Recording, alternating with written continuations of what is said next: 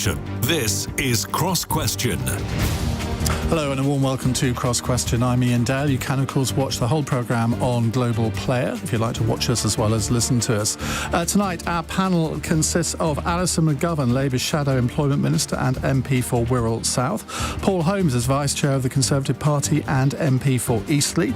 Alexander Downer is former Australian Foreign Minister and Australia's former High Commissioner to the UK, who recently conducted an independent government review of the UK Border Force. And Yasmine Ahmed is UK Director of Human Rights Watch. Our two last guests, they've got something in common. They're both Australian. What a week to have two Australians on the panel. I'm sure you can think of the odd question for them. But if you can't, there are lots of other subjects that you might want to ask about. Mortgage interest is likely now to go above 6%. Thames Water being fined more than £3 million over a sewage discharge which killed 1,400 fish. The Immigration Minister appearing to demand that an asylum reception centre was made less welcoming for those arriving. And China accusing the UK of harbouring democracy activists from Hong Kong. 0345 6060 973 is the number you need to call. You can text 84850, or of course you can ask Alexa to send a comment to LBC followed by your question. Call 0345 6060 973. Tweet at LBC. Text 84850. Cross Question. Watch on Global Player. This is LBC. Right, let's go to the first caller. It's Richard in Gateshead. Hello, Richard. Hi, Ian. Welcome back. Hi, thank you. My question to the panel is, Ian, after Robert Jenrick's visit to a refugee holding centre in Kent, where he instructed staff to take the welcome sign down and paint over the cartoon pictures on the walls for the children, is how low can this government go in dehumanising these poor people? Paul Holmes, I've read the basics of this story. I mean, I can't really imagine that any politician would go to an asylum centre and ask for this to happen, but apparently Robert Jenrick, the Immigration Minister, did. Ian, I thought you'd come to me on this one first. I don't know whether he did or not, to be honest with you. There is questions as to whether he did, and your caller, Richard, is right to ask the question. But what Robert Jenrick is absolutely committed to doing is making sure that we have an immigration system that's fit for purpose and make sure that we have people come in who have the right to come in, but have a very strong asylum system that does detract the illegal migration that we're seeing across the Channel. And that's absolutely, as you know, one of the Prime Minister's priorities in making sure that those numbers are reduced. But as for the specific question, I don't know if that's the case. It's not something I'd focus my time on, but if that has happened, then that's happened. I mean, I get the point that, OK, somebody's come to this country illegally, but the fact that they are here, the fact that they've put their lives in danger, but I'm assuming that they had come across the Channel, I assume given that it was in Kent, they have.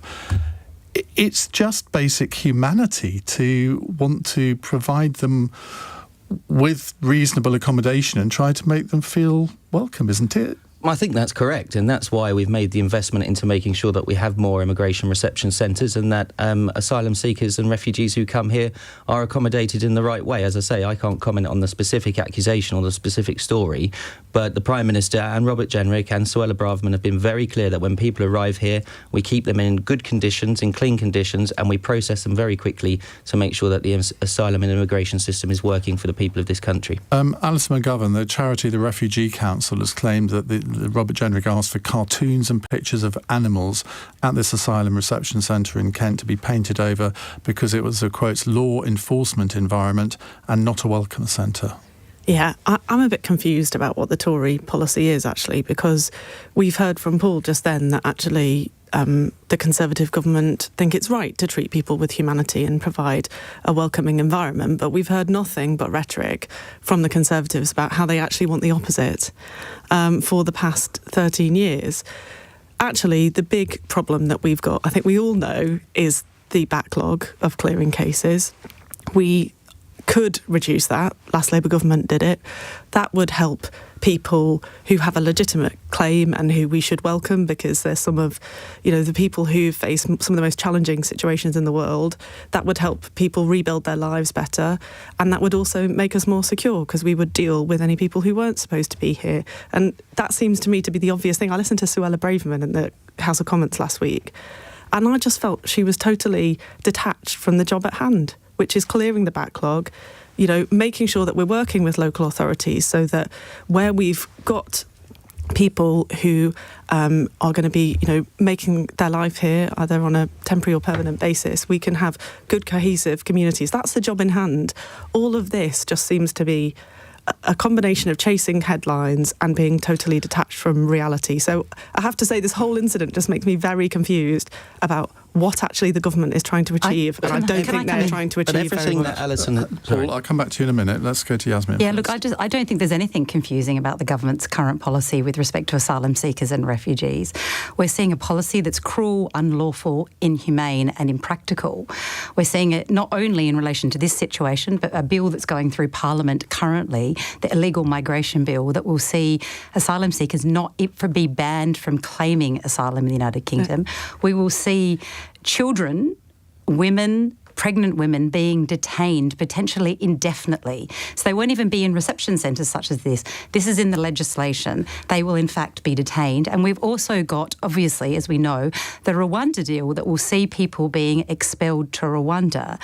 So I think this is very, very consistent with the government's unlawful, unethical and unworkable policies. And we should remember that 2/3 of people that come through irregular routes are in fact granted asylum in the United Kingdom. My point of confusion was just as to what Paul said just now. I think their record is entirely consistent. Well, Alison, everything that you outlined, that was the Labour Party's position, which was to reduce the backlog, to make sure that the correct people who come here can stay here, and to make sure that we reduce the number of people that come here, is exactly what this government's doing. And at every stage, Keir Starmer and the Labour MPs in the House of Commons have voted against those measures. So you need to be straight with the British public on this. You can't say that you want this to happen, but vote against every measure without bringing forward your policy on how you would do that.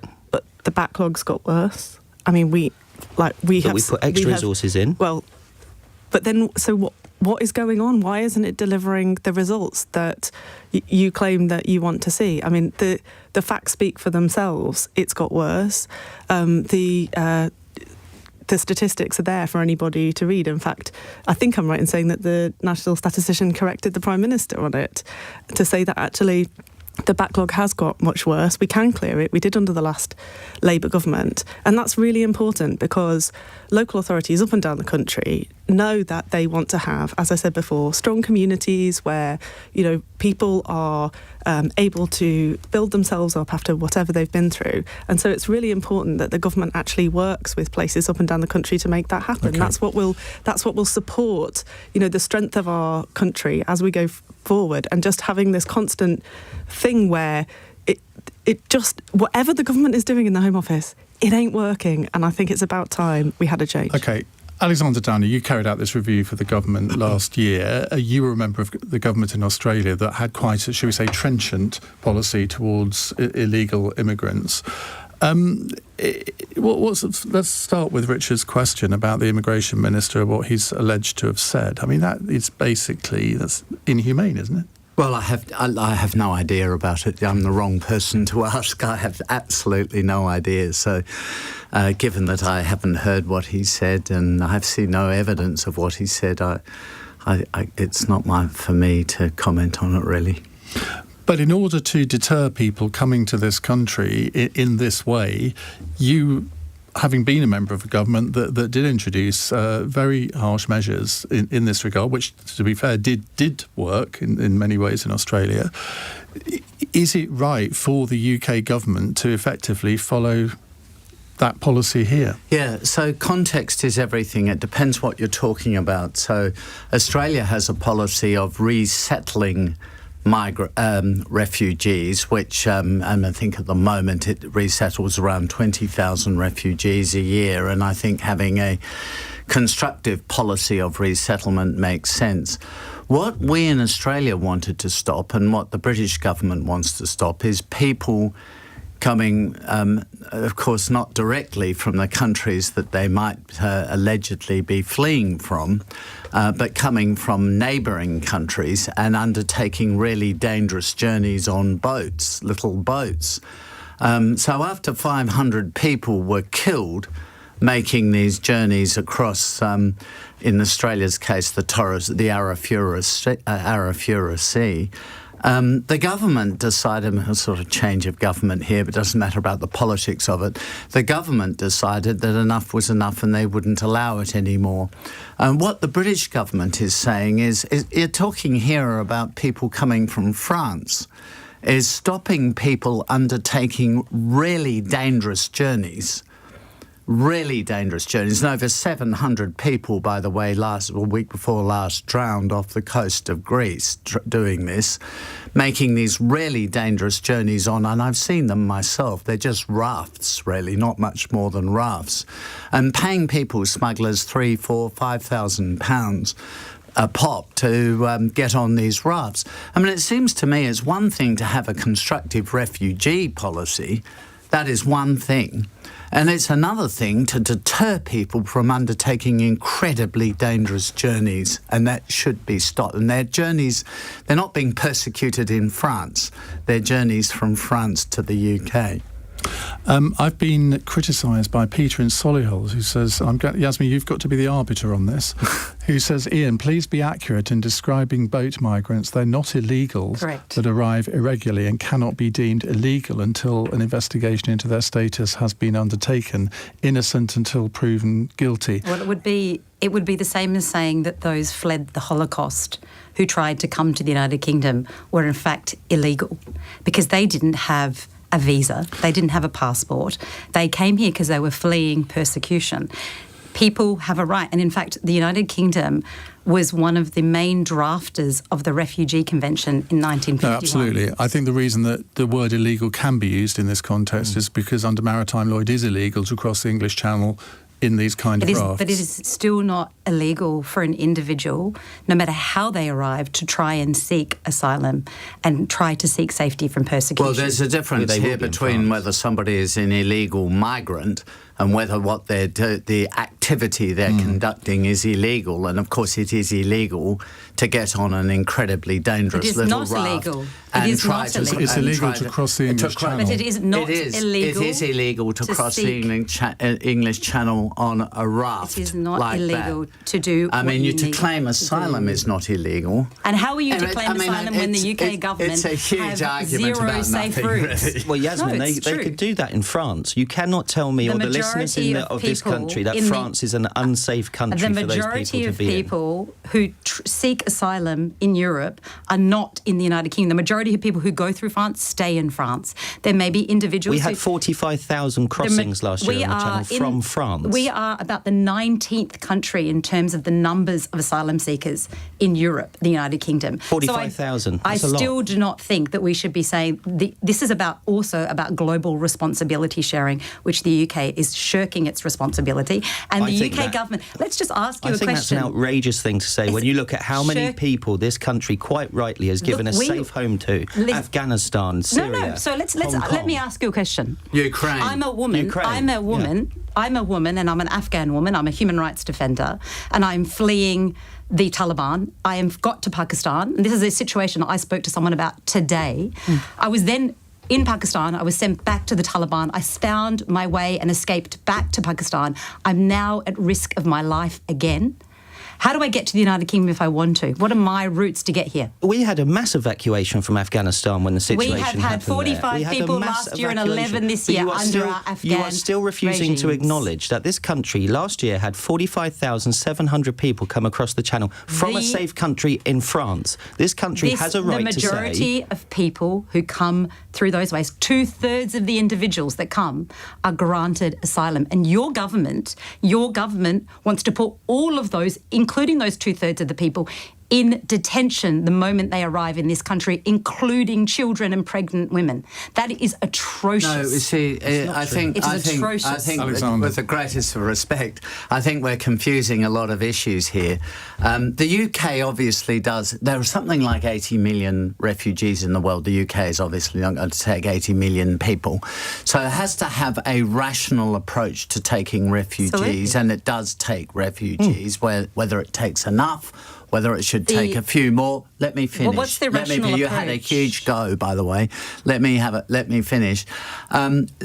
Whether they take enough or whether they don't take enough is an interesting question of debate, and maybe the Labour Party thinks they should take many more, and if they think that, they should say so. But there is a difference between that issue and facilitating people coming across the channel on those dangerous journeys. I mean, my view is, by the way, if you think all those people should be able to come to the UK, why are you forcing them to make dangerous journeys on little rafts? Why not send a ferry and bring them all over? Anybody who wants to come, bring them on. Why not create safe routes? Otherwise, you have to have a rational policy for refugees. If you're worried about and their you safety, you have to have a rational policy where you work out how many refugees you're going to take and the circumstances in which you're going to take them. And presumably, you're not going to encourage people to make dangerous journeys. Very interesting and sparky this is. I'm going to have to end this discussion. Here's, apart from saying that Anna has texted to say, well done that woman, she means you, Yasmine, the men are absolutely appalling tonight. Other countries have far more than the UK. We'll move on to another subject in just a few moments' time with our panel here on Cross Question. It's 18 minutes past 8. This is LBC.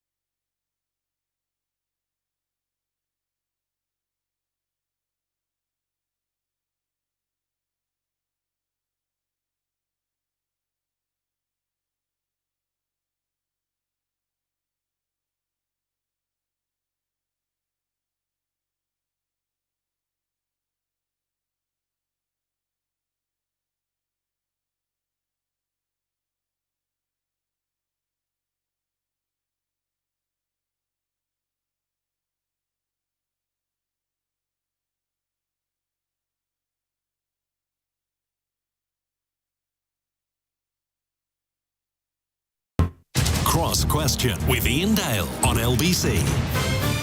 Now, just a reminder, our sparky panel tonight consists of Alison McGovern, Labour Shadow Employment Minister, Paul Holmes, Vice Chair of the Conservative Party, Alexander Downer, former Australian Foreign Minister and Ambassador to the UK, and Yasmine Ahmed, who is Director of Human Rights Watch. Is that UK or the whole of it? I'm not the director of the whole thing. I'm the director of the UK. It doesn't office. say UK here, so I've just added UK, so I'll introduce you correctly in future. Right, Martin in Doncaster has a question. Hello, Martin. Hi, Iain. Yeah, lovely to have you back as well. Thank you. Why is Rishi Sunak failing on all his 5 pledges 6 months after announcing them? Alison, free hit. Well, I asked the Prime Minister at PMQs last week what he was going to do if he failed on his inflation pledge. Was he going to call a general election? Because, he ought to take responsibility, in my opinion, or he should change course in some way. And I think it's important because we have... Did you get a full and frank answer, Alison? I did not. So basically, Chris Bryant had asked a question before me, and Rishi Sunak had basically come back just ranting, the Labour Party this, the Labour Party that, the Labour Party the other. Like, we're not in government, mate. You're in government, right? I mean, give us a chance to change places and we'll be the ones answering the questions, and then you can rant on about us. But for now, answer the question, I thought. So I said, is he just going to rant on about the Labour government, the Labour Party, or is it going to be a general election? And he did literally just rant on about the Labour Party again. But I do think it's a really important question because interest rates are set independently by the Bank of England.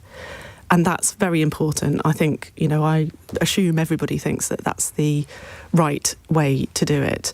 But that doesn't mean that there aren't things that we in Parliament or the government or we as the opposition in thinking through our future policies, that doesn't mean there aren't things that we need to set in train or think about that could help the country be more productive and help deal with some of the causes of inflation in the medium term. We don't exercise the monetary policy tool in terms of interest rates, but we do have a lot of policy tools that we could use to try to make the country more productive and more sustainable.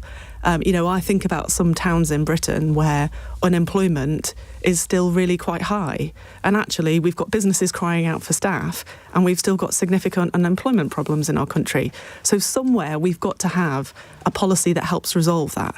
And that will help those towns and places thrive more. It will make our economy more productive, and it will also help us deal with some of the causes, more fundamental causes of economic instability in the future.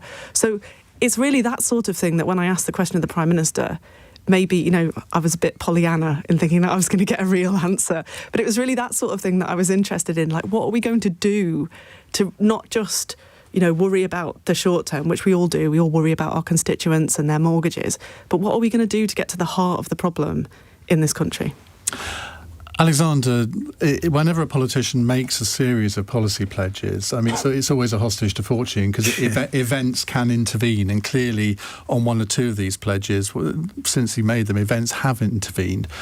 But he shows no sign of succeeding on any of them at the moment. Well, I think it's too early to judge. If I were him, I would stick with the pledges. If I were in the Conservative Party as an MP, I would stick with the pledges, and whether they are actually achieved by the 31st of December or sometime in January is going to be immaterial. The opposition will say what it says, and part of its narrative is that these pledges will never be met. But when they are met, assuming they are, everyone will quickly forget the pledges that were made. So I think the important thing for the Prime Minister is to have outlined what his sense of direction is and to stick with it. I do think that inflation is proving more stubborn than the government had. That includes the Treasury and the Bank of England anticipated. But the reason why inflation is high in the UK is because of the huge amount of money that was spent at the time of COVID. Maybe that was fair enough. Well, not just then, but before then as well. And on subsidising energy bills. I'm not saying whether these things were right or wrong, but they have consequences. This was funded partly through quantitative easing by the Bank of England, that is effectively printing money, put more money into the economy. So this is inflationary. To get that money out of the economy, the Bank of England is reversing that policy. It is also, of course, increasing interest rates to take the steam out of consumption. So what the politicians have to be careful of is that they don't re-stoke inflation by caving into populist pressure to increase government spending. And I noticed the Labour Party, which was committed to a £28 billion package, has now said, well, Matt, we might postpone that package for a while. Alexander's given quite a bit of commentary on the Labour Party. Perhaps he's been taking tips from Rishi Sunak. If in doubt, well, he's not wrong though. On blame the Labour Party. Billion, what about your 28 billion? Hang on a minute, steady on, sir. What Rachel has quite rightly set out is that we will do nothing that increases economic instability. And our pledge and our policy to shift the energy market as set out stands, but it will be weighted towards the end of the Parliament. And I think that it's really, really important that we do things that shift the way that we consume energy and the way that we produce energy in this country. I think actually that was one of the structural things that I was thinking about when I said just then about what are the things that we can do to change our economy to make it more sustainable. We know we need more renewable energy, and we need to help family finances at the same time to make energy more affordable. I know Paul is itching to answer this question, but I'm going to go to Yasmine first. Yeah, well, from where I sit, I think it would be actually a really good exercise to do to see how much of the government's current agenda, including its legislative agenda, is taken up, in fact, rather than by dealing with the housing crisis, the cost of living crisis, but is actually dealing with or trying to establish issues that are in fact wedge issues and make them its priority, as opposed to prioritising the real issues that people care about, which is housing, cost of living, inflation and so forth. If you look at the Parliament... Most of these pledges are about things that people care about. Well, you look at Stop the Boats, you look at those issues. There have been many... Halve the inflation rate? Yeah, no, but some of the issues that are on there... But if you look at the legislative agenda that the government's pursued over the last year, a lot of that legislative agenda has been passing bills in Parliament that I certainly think are around wedge issues. They're not around issues that the people care about. We're seeing, obviously, how much parliamentary time has gone into the Borders and Nationality Bill. People care about that? Illegal migration bill, but do they care about imposing an impractical, unworkable solution? Currently,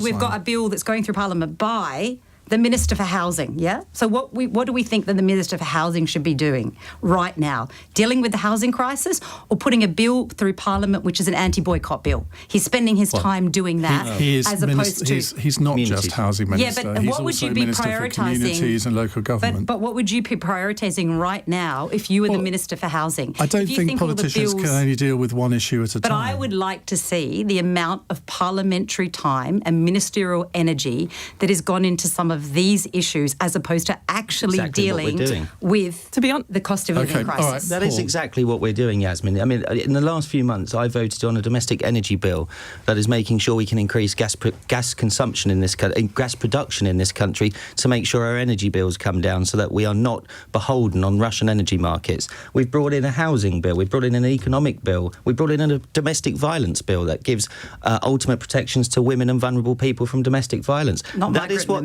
this is what this government is doing. We are focusing. The 5 priorities are what the British people want us to focus on. Why are you failing on all of them? Well, the Prime Minister has had 6 months. Okay, he's been Prime Minister for 6 months. He inherited a very, very difficult economic situation. It's actually 8 months now. Well, 8 months. Okay, 2 months extra. What's 2 months between friends? I would have thought we could see progress on at least 1 or 2 of these pledges, but there's no progress on any of them. Well, inflation has come down. It was 11. Come down by about 1.5%. It was 11.5%. It's now at 8%. I expect that will come down. It's closer to food 9. inflation. Food inflation has started to come down. That is coming down. It's like nearly 20%.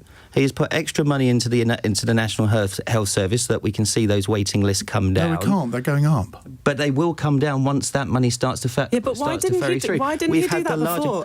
This is the thing. Alison, you've had quite a big say, and we have just outlined the biggest workforce expansion into the National Health Service, and that was 2 days ago, to help do exactly those kind of things. They are the domestic issues that this Prime Minister and this Health Secretary and this Cabinet are focusing on, not just stopping the boats, which is a thing that the British public want to do as well. If we get to the end of the year, and there is going to be an election in 2024, I mean, we know that. It could be this year, I suppose, but I doubt it. If we get to the end of the year and we're still having this same conversation about, well, he hasn't met any of his pledges really, or maybe only one of them, you can't win an election from a standpoint that inflation is still maybe 5% by the time the election comes, because interest rates will still be high. And in the end, people do vote with their pockets. They do. which is why the Prime Minister has made the economy, halving inflation, making sure that he reduces the deficit, making sure that we invest in people and their jobs to make sure we get economic recovery. That is what the Prime Minister is doing daily. I fully anticipate, as we go into the next election, the British people will have a choice. They will have a choice between a Prime Minister that has a track record of making sure that we have economic stability, or a Labour Party that once again want to borrow and borrow and borrow and put inflation in this country through the roof with unstable economy going forward. People will say, it's all very well you saying that, but we're now at a point where the government is borrowing 100% of GDP, that when they took over in 2010, we owed 896 billion. We now owe 2.6 trillion. So how can you as a Conservative sit there and say the Conservative Party is the party of safe money? Because what you're not acknowledging, Ian, and I think what your listeners will acknowledge, is that we had the largest pandemic where this country paid for 8 million people to keep their jobs and their employment. We've just had an economic crisis with the war in Ukraine where we're paying energy bills for people. That's what a responsible government does. It steps in when people are in trouble. This government has stepped in when people have been in trouble, whether that be the energy payments that we are still paying to people, quite rightly, or the COVID support that the government put forward 2 years ago. We have to leave it there. Our next question, believe it or not, comes from Johnny in Yorkshire. I wonder what that might be on. It's 8:33, Daryl Jackson, News Headlines. Police have announced 2 investigations into Partygate allegations involving Conservative politicians. They both relate to events in December 2020. One was a party for which people were sent jingle and mingle invitations. The leaders of the country's biggest banks have been summoned to the banking regulator to discuss interest rates. The FCA is concerned they're not passing on increases to savers at the same pace as for mortgage holders. And the woman who became the UK's youngest MP in 2015 says she's quitting at the next general election because the House of Commons is so toxic. Mari Black is the SNP's deputy Westminster leader and says she has no desire to have a long career in elected politics. LBC weather: showers will linger for some this evening, but turning dry for most. Plenty of clear spells throughout the night, with the odd shower reaching lows of 6 degrees. LBC.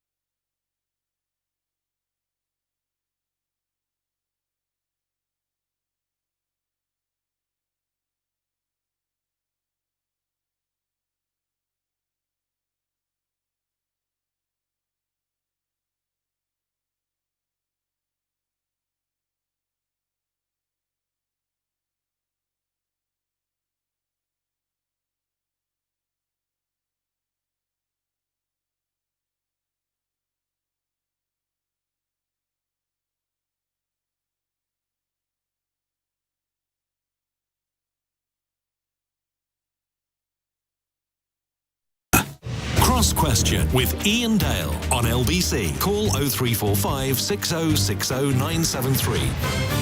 8:36, with us in the studio, Labour MP Alison McGovern. She speaks for Labour on employment issues. Paul Holmes is Vice Chairman of the Conservative Party, MP for Eastleigh.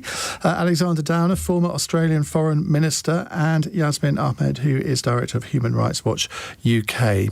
Now, we have a text question here from Johnny in Yorkshire. Supposedly. What do the panel believe can be done to make integrity and fair play sacrosanct in sport?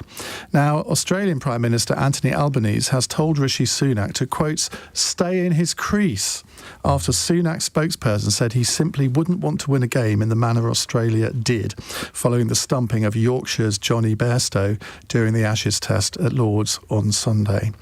Now, Alexander, I want you to go back to your role as ambassador to the UK and put yourself in the position of the current ambassador when it's I don't know, I've never met the current ambassador. Stephen Smith. Stephen Smith. Not that one, though. No, not the cricketer. Same name. Yeah. And you suddenly see these comments from your Prime Minister and thinking, oh, my God, my life is going to be a nightmare for the next couple of days, isn't it? Well, the Australian Prime Minister's comments related to when he was a schoolboy. And he said that the advice he was always given when he was batting was to stay in his crease, whereas Johnny Bairstow, who's, by the way, the England wicket-keeper, just in case people were not 100% sure of this detail, wandered out of his crease and was stumped by the Australian wicket-keeper. So this is disputed, right? So it goes to the umpire, and the umpire decides. So I think the point about integrity in sport is respect the decisions of the referees or the umpires. If you disrespect or disregard their decisions, then you will undermine the whole integrity of the sport. The argument goes, this sort of stuff that we lost the game because the Australians stumped us, and gosh, we stumped one of our players, and gosh, that was a bit unfair. Yet it was within the rules. Just not cricket, though. Yes, it was within the rules. It was within the rules, and the umpire gave it out. I mean, honestly, people in Australia are just looking at this debate in the UK. The Australian captain, Pat Cummins, he could have withdrawn the appeal just to be a good sport. Why would he? Well, they're trying to win the game. I mean, somebody scores a goal in football and the opposition say, well, gosh, that's put us one down. That's not good news.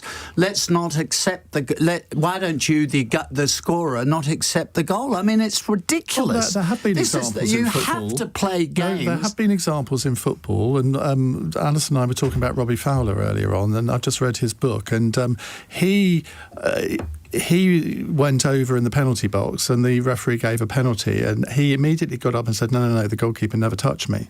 Now, that's the kind of sportsmanlike behaviour we expect from the Australians, in this isn't case, it? So you expect the Australians, if they get someone out, then to turn around and say, well, maybe we should give England a bit more of a chance. That's what Stuart Broad thinks. Yeah, he thinks we should give England a double chance to beat us. And we think we should do within the rules of the game and abiding by the decisions of the umpires everything we can to try to win the game. We win the game, and there is the most terrible whinging from the British media, which is just an embarrassment. Whinging Poms. It's just as well you're not ambassador anymore. It doesn't reflect well on a country to whinge when you lose. Let's go to our second Aussie panellist, Yasmine. Well, I mean, it slightly goes out of my purview, my work purview, but certainly... Well, that is true. We can agree on that. As I was mentioning, my father, in fact, is an international cricketer, so I spent many, many decades of my life watching the game. I do think that there's something about integrity, but I also appreciate that everyone's there to win. I mean, look, people are going to laugh at me, but what I would say is the analogy I would draw is that I think I actually here agree with Alexander. I think that there's a rules and there is a system, and it's important for the integrity of this system that people comply with that. And that's also, and this will make you laugh, why states must comply with their international obligations. Yeah. This is exactly the same principles that should apply. You're earning your money tonight, aren't you? I am earning my money. Right, let's go to former Shadow Sports Minister Alison McGovern. Well, one of the things that I had to do when I was the Shadow Sport Minister was to try to get into sports that I hadn't naturally grown up with an affinity with, and cricket was definitely one of those. So I think I slightly agree with Yasmine that this is a little bit beyond all of our purviews. But one thing that I have really, really enjoyed is that I think that the Ashes seems to be a moment in cricket where everybody gets really into it and enjoys it and it matters, and they enjoy rowing about it as well. Yeah. And it seems to be the case with this. And of course, everybody should play by the rules and demonstrate sportspersonship. And you're right. Sportspersonship? Yeah. Did you just invent a new word? Sportspersonship. I like it. Sake. Yeah. Well done. Their manifesto. World's going mad. Of course, everybody should be Especially a great sports person. If you're a white man, it must feel. Talking of white men, Paul Holmes. Well, I'm a Saints fan. I'm a Southampton fan, so I'm used to being on the Thoughts losing and side. prayers. Thank you very much, Ian. So I'm used to being on the losing side, but I did watch it. I don't know much about cricket. Personally, I don't really care. But Don't care. Not about and the you cricket. hope to get re-elected. Not about the cricket. And know. you've But I got do a think... test care. ground It's in one your of your national constituency. games. Listen, it's a great day out, and I support Hampshire when I go, and I keep an eye on the score. But I did watch the clip. I agree that the rules must be followed, and I think that this was within the rules. So I just think that... Actually, do you know, Rishi Sunak is a great cricket player, so perhaps when Anthony comes over for a visit to Rishi, they should have a match and sort it out that way. That would be entertaining. By the way, I completely agree with you, Alexander, despite appearances to the contrary. I couldn't understand it, because if you actually watch it... The Australian, I can't remember the guy's name, the one who threw the ball at the stumps. Alex Carey. By the way, like us, he's from Adelaide. Is he really? That's a very interesting fact. He threw the ball at the stumps just as Bairstow was walking out. It wasn't like...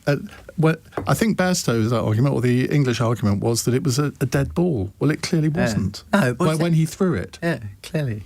Anyway, shall we move on to something else? Yes, please. Malcolm is in Bodmin. Malcolm, hello. What would you like to ask? Evening, Ian. Evening, panel. With regards to the Australia-UK trade deal, just how bad was it for Britain, and just how good was it for Australia? Alison and Yasmine, you can just sit back and laugh at the other two struggling with this one if you like. Well, are you saying women aren't capable of answering this question, Malcolm? No, because we've got an Australian politician, and we've got a member of the government. Oh, I see what you mean. Okay, you're forgiven. We should say here, former Environment Secretary George Eustace, he said the UK gave away far too much for too little in return. Of course, he was effectively the Agriculture Secretary at the time, but didn't say anything at the time. Paul, let's come to you first on this. Was this a good deal for Britain? Yeah, I think so. After Brexit, we have negotiated very hard with the Australian government to have better trade with the Australians. They're a very important ally. They always have been and were an important ally before the common market.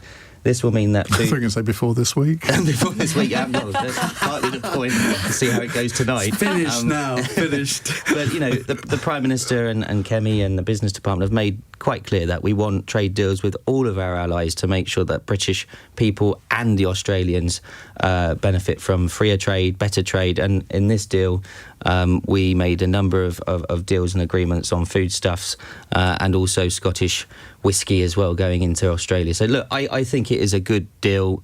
This government is right to try and get the best trade deals with our allies going around the world after Brexit. Short answers on this one, please. Alison. No, I mean, if you've got Tory ex-ministers calling it out, then they're probably to be believed, I think. And I think there's lots that we'll need to do to improve on the post-Brexit arrangements, not least a veterinary agreement and so on, to try to improve our supply chains, which, returning to my points before, would actually help with inflation a bit as well, I think. So lots to do for an incoming new government. Yasmine, I don't know if trade deals are within your purview, but... Yes, well, this one, I don't have anything to say in particular about this one, but I do think trade deals are very important. What we've seen is a multiplicity of, obviously, trade deals that have been happening post-Brexit. And what we're very concerned about at Human Rights Watch is the fact that there's very much a lack of focus and, in fact, any inclusion around human rights standards, whether they're workers' rights, data protection, so on and so forth. We've seen a trade deal go through with the Gulf Cooperation Council, which includes Saudi Arabia and another number of other Gulf countries that have appalling human rights records. We're currently negotiating one with India, and we have been talking and constantly speaking to the government and saying you need to put human rights, the human rights of the people in the United Kingdom, data protection, the human rights of workers in those countries, and so on and so forth at the centre of these deals. We cannot prioritise financial interests over human rights. And unfortunately, given where we are post-Brexit, that's exactly what we're seeing the government doing. Alexander. Well, the free trade agreement with Australia knocks down trade barriers between the two countries. That's all it does. And although one of the consequences of that is it gives British exports to Australia free access to the Australian market, and Australian exports to the UK pretty much free. It's phased in over time, but access to the British market. What's the consequence of that? That reduces the cost of those products to consumers, and it increases the choice available to consumers, and it's one of the ways you increase living standards. So it's not a question but of maybe whether not it's... for British farmers, though. Well, for the British consumers, mum and dad who are going out to the supermarkets, it offers the prospect, I don't think it's a very big prospect, by the way, because I don't think there'll be a lot of Australian agricultural exports any longer to the UK, but the prospect of expanding the choice available to the consumers and at a lower price than they currently pay. So on the one hand, you have people in the UK saying, isn't it terrible how much we have to pay for our food? And on the other hand, the same people are saying, but all these imports that come from Australia may undermine the price of that our farmers are getting. Well, those two things don't reconcile, as you can obviously see. But in any case, I think it's a good deal for both countries. And if you expand trade, you expand people's living standards, and that should be the objective of politicians. OK, thank you very much. We'll move on to the vexed subject of Israel and Palestine in a minute. Let's solve the Middle East peace process, shall we? It's 8:48. LBC.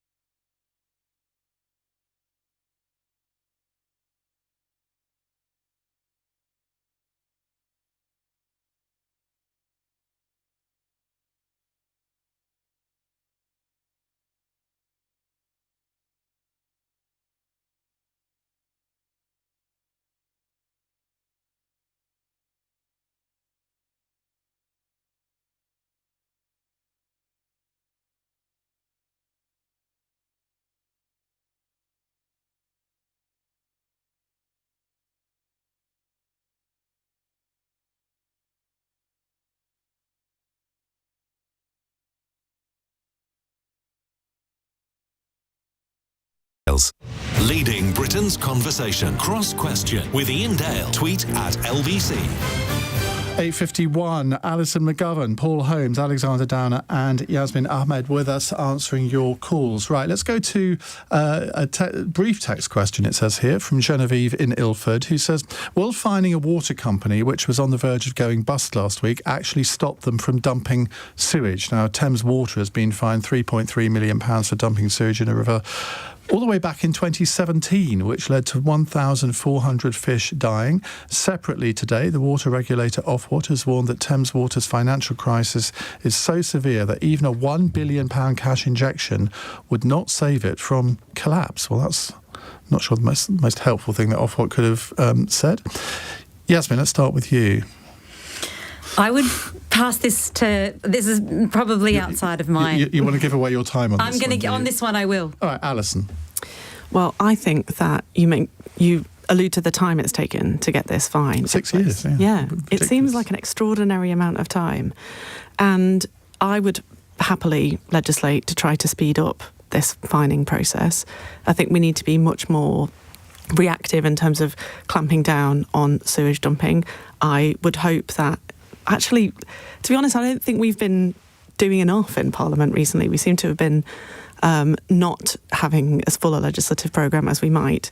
And I think that we should have some time to try to improve the powers that the regulator has to try to bring fines in much more quickly, because I think that would increase our leverage over water companies. And, obviously, we're all worried about what's happening with the water companies, but the power that we do have is surely to say there are standards, you must meet them. If you don't, we'll fine you and we'll do it quickly so it has an impact on you. And then that provides an incentive for them to put the quality of water safety first. It's a bit like the energy sector, isn't it? That regulation seems to have failed. That people sort of say these companies should never have been privatised, but the fact is, if they'd been properly regulated, it's not necessarily the ownership structure that's the problem here, Paul. Well, in fact, and in the last 6 months, the government, I've got the River Hamble and the River Itchen in my constituency, so this is an issue that I'm particularly aware of. In the last 6 months or so, this government's taken unprecedented action in targeting water companies and making sure that they don't complete the sewage discharges that they are.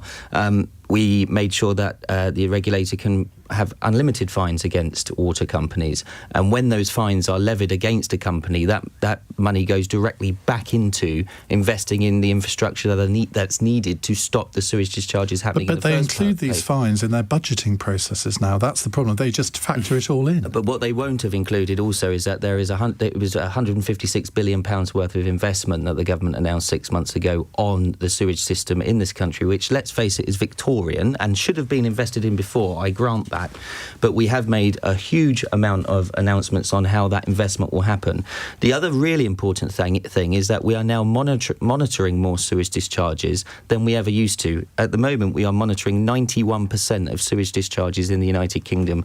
10 years ago, 15 years ago, that was 7%. So when we are having the picture come through where we're monitoring, which was the actions that were put forward by this government, with the fines and the infrastructure investment, these things will get better, and we have absolutely taken a strong line on water companies in doing this. Alexander, do you want to intervene on this one, or shall we move on? Well, I think to improve the performance of the water companies, which, by the way, has improved very substantially over the last 20 years, to improve the performance still further will require a very substantial investment. And how will you pay for that investment? So either that investment will be paid for through increased water bills, or the investment will come from borrowed money by the government, and of course that will have to be paid for ultimately through higher taxes. What I think will happen is that water bills will go up because of the sheer investment that's needed to improve the quality of water. So the consumer suffers again. Right, let's move on to James in Ayr. James, very good evening. What's your question, please? Hello, Ian. It's nice to see you back. My question is about current events in the Middle East, and I'm beginning to wonder if it's possible to criticise the foreign or defence policies of Israel without being branded an anti-Semite? Well, we're going to be talking about what's going on in Jenin after 9 o'clock, so we're not expecting to solve this in the next 4 minutes. But we do only have 4 minutes, so if you can all keep your answers reasonably brief on this. It's just been announced, actually, the Israeli forces have started to withdraw from Jenin after their operation, which has lasted around 44 hours. Alexander, let's start with you. Well, not to go into the details of this particular operation, because there will be Israeli operations of this kind from time to time in order to try to cut off what they perceive to be the potential of terrorist attacks. But ultimately, the question is, why is it impossible to get the Israelis and the Palestinians together to negotiate a peaceful settlement to the Middle East crisis, and it always has been?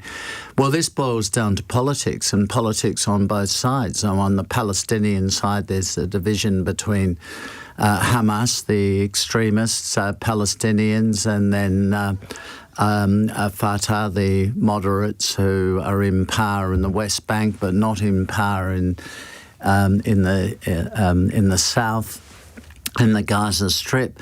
In Israel, you've got a fairly complex political situation as well. So it's glib for people to say they should get them together.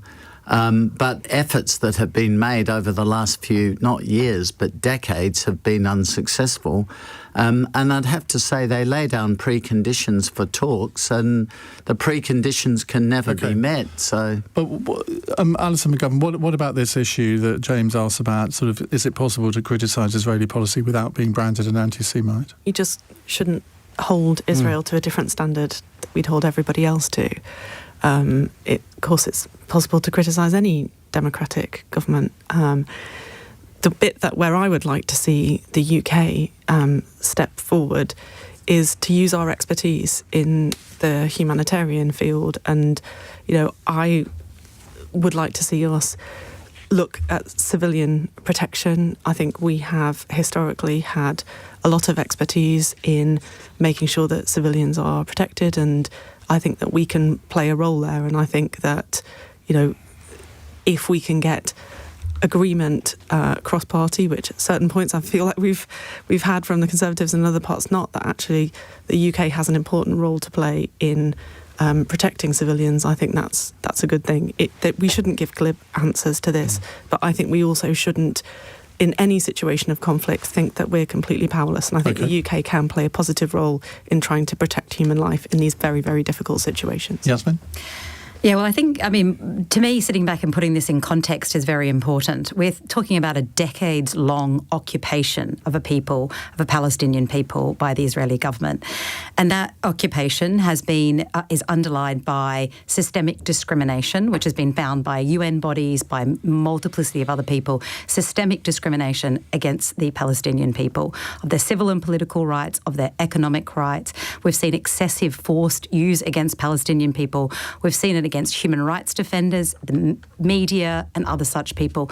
There is no question here that we're talking about people who have been severely repressed for decades. Okay, I'm just looking at the clock. Just to say, I think there is a very serious issue, and it came up yesterday in Parliament around the anti-boycott bill, where what the government is essentially saying in this bill is that public bodies, so universities and other public bodies, are not able to end their financial involvement in crimes that are happening, that are taking place in the occupied Palestinian territories. Okay. And if you, against that bill, Michael Gove says to you, you're anti-Semitic. And so 100%, and it was in fact a number of leading scholars I'm going to have to intervene because we're going to go massively over time. Paul, very, very short, please. It's very important. I mean, this government absolutely sees that Israel has a right to self-defence, but there has to be restraint and there has to be a two-state solution and a negotiated settlement. The problem that Alexander has outlined is absolutely right. Both sides at the moment do not feel that that's possible, and there is intransigence on both sides. I've been there, I've seen both sides, but there absolutely has to be a negotiated settlement where possible. I'm tempted to leave this last fun question, but I can't because it's so good, from Will in Crediton. A woman has gone viral for leaving a note at a bus stop requesting the fit bus driver to call her. What's the most daring thing the panel has done to get what they want? Anybody got a very funny answer to this, Paul? Well, I was going to empathise with the lady that actually did that, because I've done that quite a lot and no one ever phones me back. So I think that actually I didn't get what I wanted, but it won't stop me doing it in future. That doesn't sound good. I hope no one from The Sun has listened to that. Alison? Well, you'll appreciate this, Ian. When I was at primary school, my best friend and I started a petition to be allowed to play football in the playground because we weren't allowed. And actually the head teacher still turned us down because he said that football was a man's game. I mean, this was like in the late 80s. So it might not sound daring now in the era of the Lionesses, but it felt quite daring at the time. Good on you, Yasmine. Oh, look, I've probably gone many a time to board a plane and tried to look very, probably more impressive than I am, to try and get upgraded and do such things. Has it ever worked? I may have even hobbled my way up to a airline desk once or twice to say that to imply that I may need more legroom. And unfortunately, I've never been successful. So if you are from an airline and you agree with the things I said and you like me, please, anytime you want to upgrade me, do so. This is the wrong time to tell you, but I got upgraded on a flight to America in March because the flight attendant recognised me. No one ever recognises me. Alexander. It's happened to me. I think the most daring thing I've done is go to a motor racing track and try to get a motor racing driver's licence. That was quite a hairy experience. And you've lived to tell the tale. And I've lived to tell. And I got the licence, by the way. Well done. And we're very grateful. Thank you to Alison McGovern, to Paul Holmes, to Alexander Downer, and to Yasmine Ahmed. We will be back with another edition of Cross Question tomorrow, of course. Now, coming up in the next hour, we're going to return to the subject of Israel and Palestine. I'm going to ask a slightly provocative question here. Is it possible to defend Israel's military operation in Jenin? They've been there for, the best part of 2 days now. 10 people have lost their lives, 6 of them under the age of 18, and yet the Israelis justify